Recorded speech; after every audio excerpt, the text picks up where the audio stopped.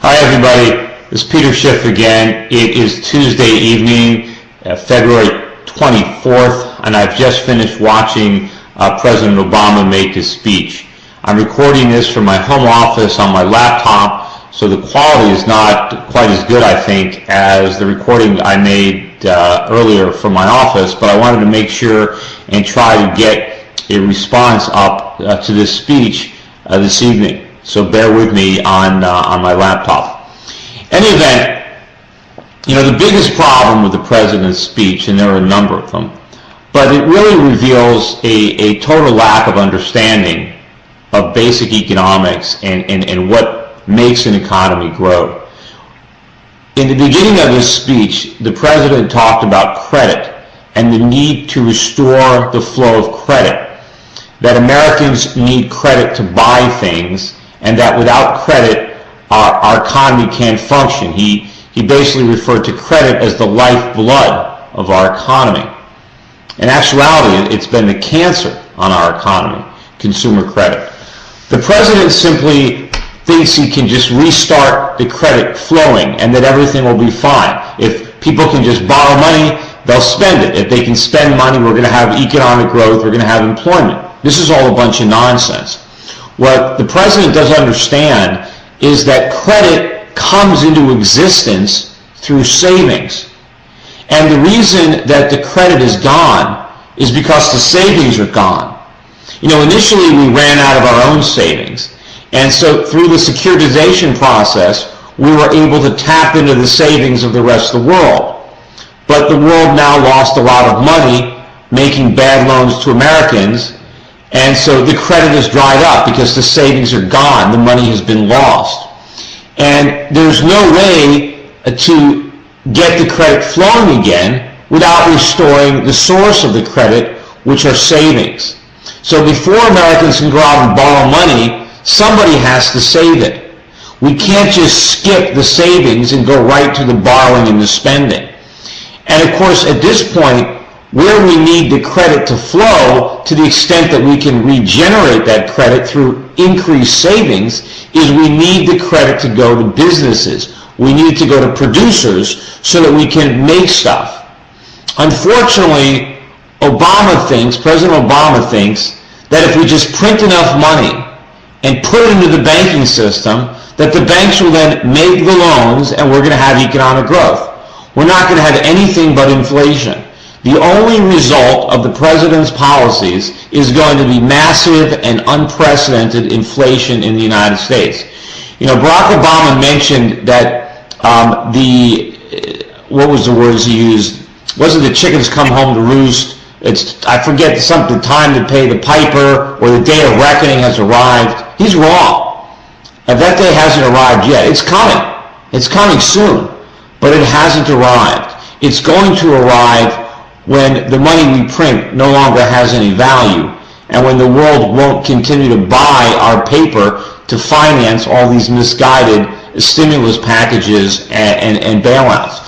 It's interesting that a good portion of President Obama's speech had to do with the grandiose plans that he has for new government spending. Just like all the presidents who preceded him, he spoke a lot about the need for government to assure that all Americans have proper education, that we all have proper health care, without even realizing that we're already broke from attempting to provide education and health care and other government services. This is not a time to be talking about these grandiose ideas and the things that government should be doing for the country.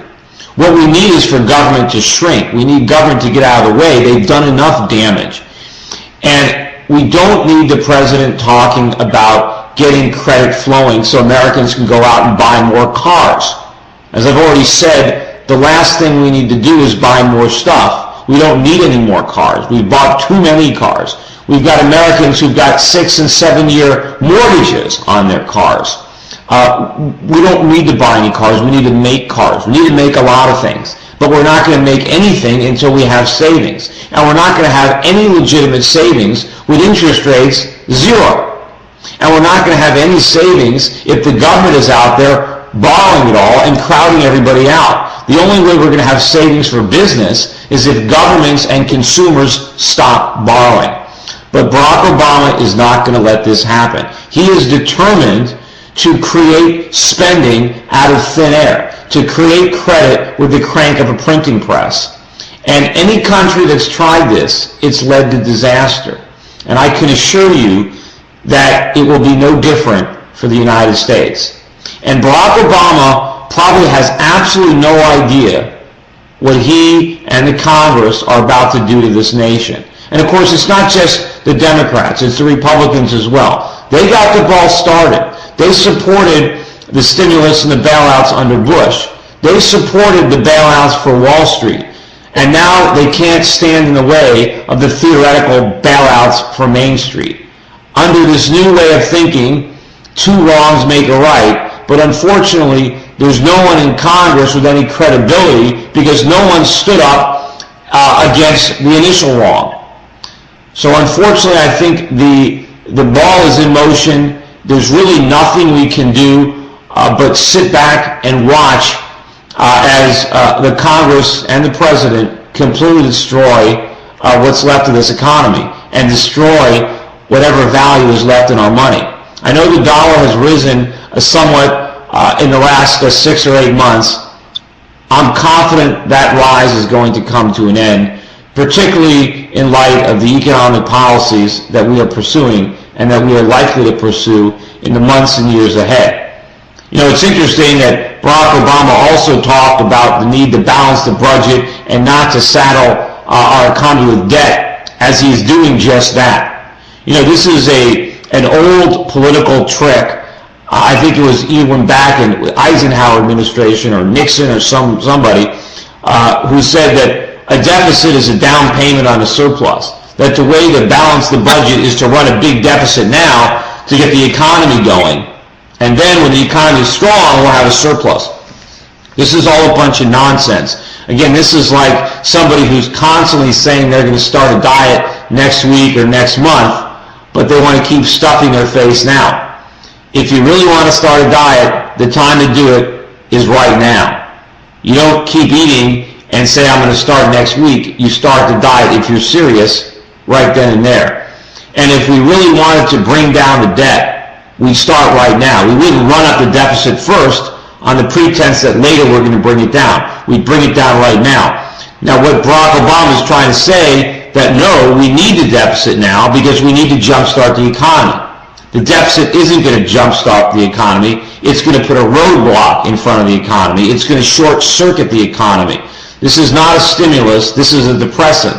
There's absolutely nothing the government can do to revive genuine economic growth. In fact, everything that it is doing is going to undermine any legitimate economic growth that might have otherwise taken place. In his efforts to redirect our scarce savings back into consumer spending and revving up the printing presses and just putting money into the banking system and directing the banks to make loans so that Americans can take those loans to the department store and buy more stuff and to the auto showroom and buy more cars is going to lead to disaster. It's going to lead to massive, massive inflation.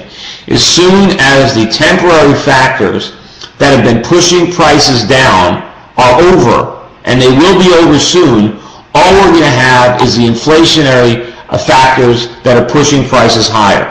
And unfortunately, the worse the government makes the economy through its misguided attempts to reflate the bubble, the bigger the problems are going to become, and the more the government is going to reach for these same solutions. Again, it's the analogy I've used is for the government attempting to put out a forest fire with gasoline.